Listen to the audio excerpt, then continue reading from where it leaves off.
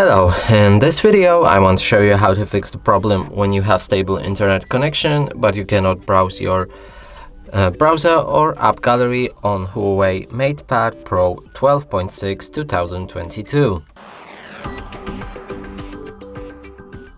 So first let's try downloading something from app gallery.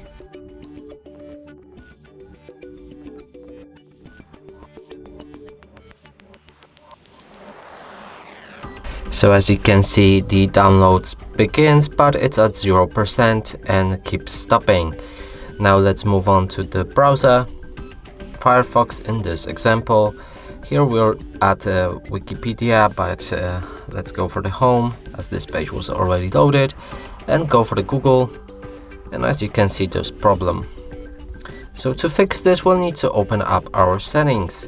Scroll all the way down to find the system and updates, date and time, and enable automatic date and time.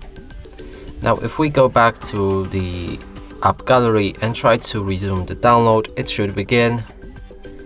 And the same as with our Firefox, as if we try again, it's right here. And that's it for this video. Hope you like it. Please consider subscribing to our channel, leave a like and a comment below.